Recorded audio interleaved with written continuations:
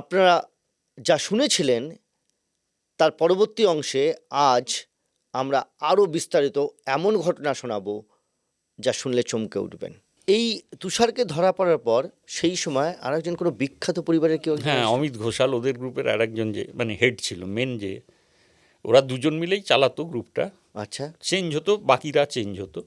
ও team change করে দিত, হ্যাঁ, প্রত্যেকটা ডাকাতিতে না না, আলাদা প্রত্যেকটা ডাকাতিতে নয়, হয়তো কয়েকজন এই কমন থাকতো। দুটো ডাকাতিতে এরা, তারপরে একটা নতুন কেউ ঢুকলো, সে আবার বাদ চলে গেল, আবার এরা চলে এলো, এইভাবে ঘুরিয়ে ফিরিয়ে। কিন্তু এই দুজন কমন থাকছিল। এই অমিত ঘোষাল থাকতো বেলঘরিয়ায়। ওর বাবা এতে চাকরি করতেন, ফরেন সার্ভিসে। মানে Indian foreign Indian foreign service, IFS officer, না আইএফএস ছিলেন না, কিন্তু ফরেন সার্ভিসে হ্যাঁ ভালো ফরেন র্যাঙ্কে সার্ভিসে চাকরি। কাজ করতেন। তো ও জন্মেছিল বোধহয় ইউকেতে, খুব সম্ভবত 2-3 বছর ওখানেই ছিল। তারপরে ওর বাবা এখানে চলে আসেন। 7 বছর বয়স পর্যন্ত ছিল, হ্যাঁ 7 আচ্ছা, ইয়ার্স। মানে ইংল্যান্ডে জন্ম, হ্যাঁ 7 বছর ধরে সেখানে ছিল, তারপর এখানে এসে ব্যাংক ডাকাত কিভাবে হ্যাঁ, হলো? তারপরে ব্যাংক ডাকাত না, তারপরে ও খুনও করেছে অনেক। আচ্ছা, তার ভেতরে একটা খুন করেছিল দমদমে, পিকিউলিয়ার। ওর মানে খুব চিন্তা করে করতো কাজগুলো। মানে ছেলেটাকে প্রথমে একটা ওই রেল লাইনের ধারে একটা ঝুপড়িতে থাকতো, সেখানে মদ খাইয়েছে সেই ছেলেটিকে, খাইয়ে ওকে বসিয়ে দিয়েছে, মেরে মানে মদ খাইয়ে একদম নেশা করে বসিয়ে দিয়েছে। একটা বোম ওর কোলে রেখে তার উপরে একটা ওই স্টিক মতন পলতে দিয়ে তাতে আগুন লাগিয়ে চলে যায়। কিছুক্ষণ পর ব্লাস্ট হয়, মারা যায়। বাপরে বাপ! তার মানে তো এই তুষারের মতো এ তো আরো ঠান্ডা মাথার। হ্যাঁ, আরও ঠান্ডা মাথা। ওর নিজে বুলেট তৈরি করতো, মানে বুলেট? হ্যাঁ, বুলেট কিভাবে তৈরি করে? বুলেট এখনো কার্টিজ। কার্টিজ কি করে তৈরি করে? এখনো তো কার্টিজ কোথাও তৈরি হয় না। না, কার্টিজ কীভাবে সব তৈরি বলা করতো? হয় সরকারি অর্ডিন্যান্স ফ্যাক্টরি বা হ্যাঁ, ওখান না থেকে। ও তৈরি করতো যেটা, সেটা হচ্ছে ওই খালি কার্টিজ কেসগুলো কিনে নিয়ে যেত। আচ্ছা, ওগুলো তো বিক্রি হয়, হ্যাঁ, খোলগুলো। খোলগুলো। হুম। কিনে নিয়ে গিয়ে বুলেটের হেড একটা কোথাও থেকে জোগাড় করে সেইটা ওই কাদার ভেতরে শিশেগুলো দিয়ে দিয়ে গর্ত করে সেখানে শিশেগুলি জমাতো। আচ্ছা, মানে কোনো একটা বুলেট হেড হ্যাঁ ও জোগাড় করেছিল, সেটা দিয়ে গর্ত করে হ্যাঁ করে ছাঁচটা তৈরি করেছিল। তারপর তার মধ্যে সীসে ঢালতো, হ্যাঁ, দিয়ে বুলেট ঢেলে হেডটা তৈরি করতো। বুলেট হেডটা তৈরি হলো। এবারে তুলোতে গান পাউডার তৈরি করে সেটা মিশিয়ে গান পাউডারটা কিভাবে তৈরি করতো? কেমিক্যাল কেমিক্যাল দিয়ে, ইউজ হ্যাঁ করে হ্যাঁ তুলোর মধ্যে দিয়ে। হ্যাঁ, সে তুলোর মধ্যে দিয়ে করে সেটাকে খুব চেপে ঢুকিয়ে, খাপের মধ্যে ঢোকাতো। খাপের মধ্যে ঢুকিয়ে, আর ওই বুলেট হেডটাকে ফাইলিং করে করে করে করে শেপে এনে ওইখানে চেপে ঢুকিয়ে দিত। ঢুকিয়ে সাইড থেকে ওই প্লাস দিয়ে চেপে আটকে দিত। ধরা পড়লো কিভাবে?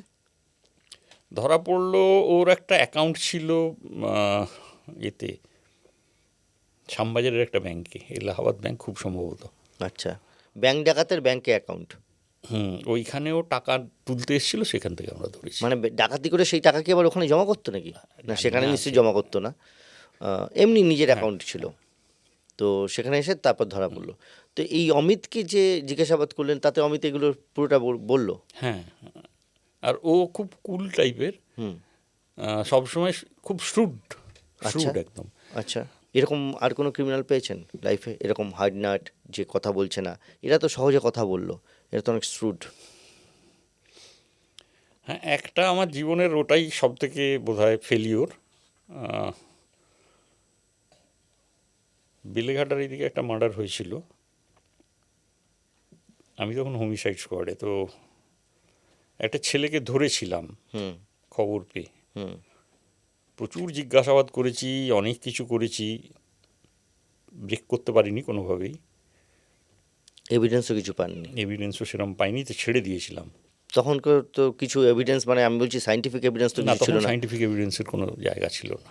মোবাইল ফোন ছিল, কিন্তু ওই হতো না, মানে ট্র্যাক ট্র্যাক বা করা বা ইন্টারসেপশন কোনোটাই হতো না। 3-4 বছর পরে আর একটা মার্ডার কেসে ওকে ধরা হয়। ওকে ধরেছিলেন, তখন ধরা পড়েছিল ইএসডিতে, আচ্ছা, মানে ইস্টার্ন সুবারবন ডিভিশন, ইস্টার্ন সুপারবন ডিভিশনে ওরা মানে ধরেছিল। যেটা এই বেলেঘাটা অঞ্চলের হ্যাঁ, পুরোটা। তখন ডিসি ইএসডি ছিলেন বোধহয় আমাদের জাভেদ শামীম সাহেব। ঠিক। তো তখন তো এসে গেছে এইসব জিনিসগুলো, ওর মোবাইল ট্র্যাক ফ্র্যাক করে ওকে কানেক্ট করা গেছিলো ওই মার্ডারে।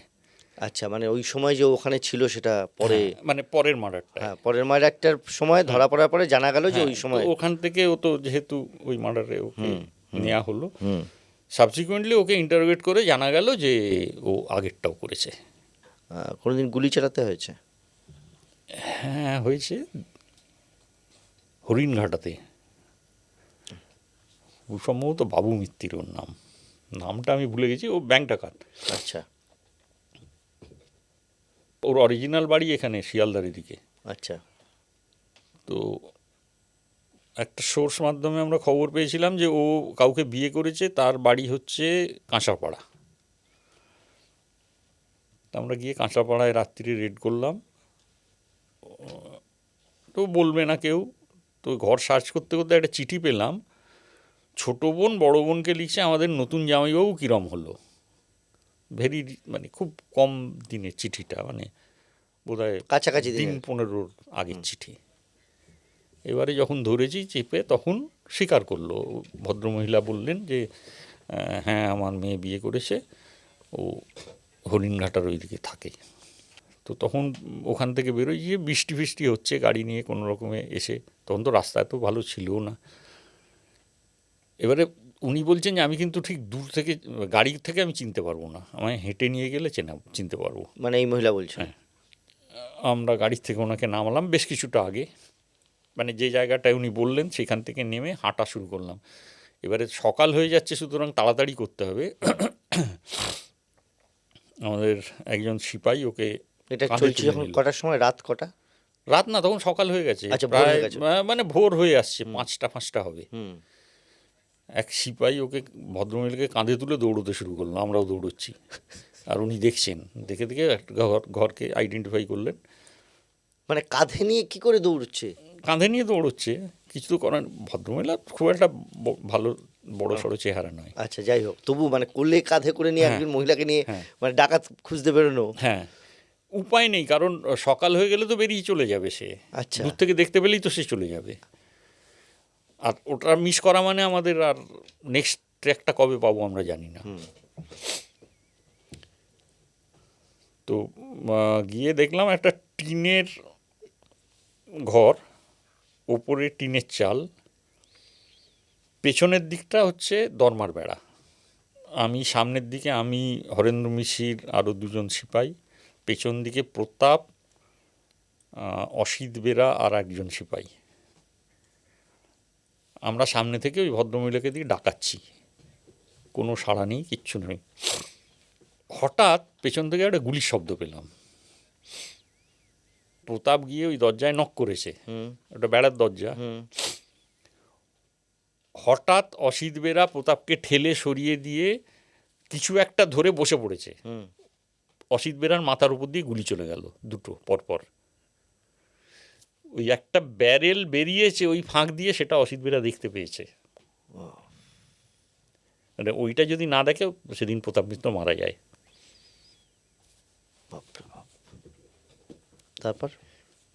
তারপরে দেখলাম আমরা এইভাবে কিছু করা যাবে না। তখন হরিণঘাটা থানাতে রুনুবাবুকে আমরা এখান থেকে কিভাবে খবর দেবো বুঝতে পারছি না। তো হরিণঘাটা থানায় আমাদের একজন ভিতরে ক্রিমিনাল রয়েছে, আপনারা বাইরে পাহারায় রয়েছে। হ্যাঁ, হরিণঘাটা থানায় পাঠালাম একজনকে, সেই লোকজন নিয়ে এলো। ওখান থেকে গ্যাস গ্রেনেড আনানো হলো, আনিয়ে ওই টিনের জানলা বন্দুকের বাঁট দিয়ে ভেঙে, সঙ্গে আমাদের আর্ম পুলিশ ছিল, কলকাতা পুলিশের, তাদের রাইফেলের বাঁট দিয়ে ভেঙে গ্যাস গ্রেনেড ছুঁড়লাম। ও তার আগে ওর বউকে বের করে আনা হয়েছে, ওর মাকে বলে বলে বলে বলে ওর বউ বেরিয়ে এসছে। আচ্ছা, তো বউ বেরিয়েছে যখন, তখন আপনার ভিতরে ঢুকতে পারেননি? কি করে ঢুকবো? আচ্ছা, অসিত বেরা একবার ছাতে উঠেছিল, ছাতে গুলি চালিয়েছে।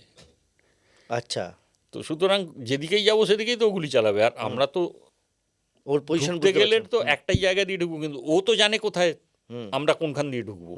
ও কোথায় আছে সেটা তো আমরা জানি না।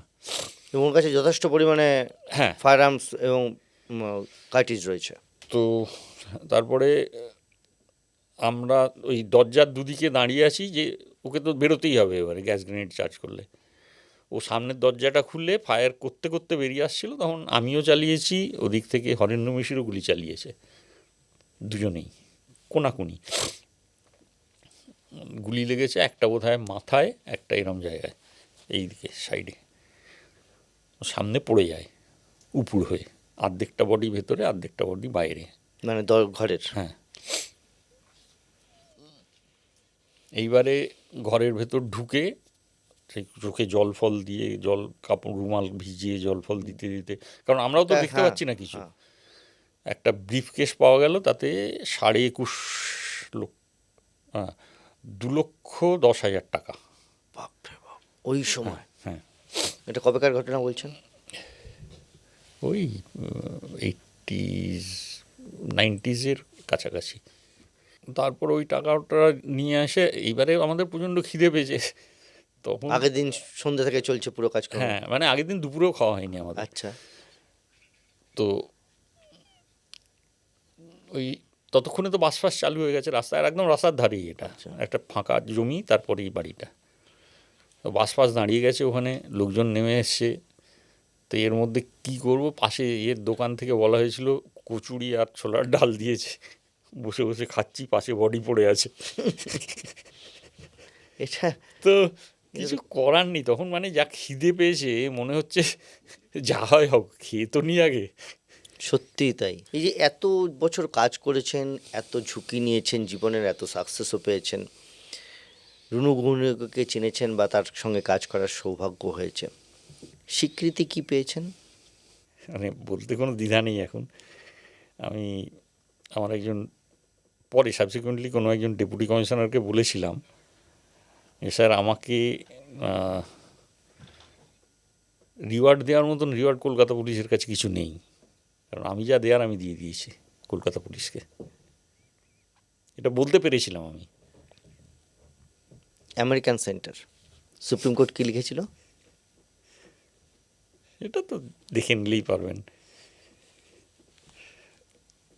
কি লেখা হয়েছিল একটু।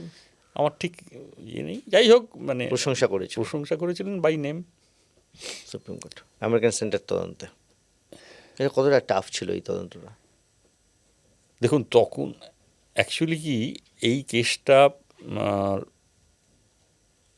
শুধু কলকাতার বেশ তো নয়, ঠিক। আর আইপিসিতে কেসটা হয়েছে। আইপিসিতে 90 days আপনার টাইম অ্যারেস্টের পর, তার ভেতরে আপনাকে চার্জশিট দিতে হবে, নয়তো বেল হয়ে যাবে। তো এই 90 days চার্জশিট দেওয়ার জন্যে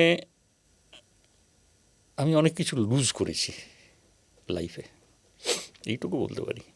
কীরকম?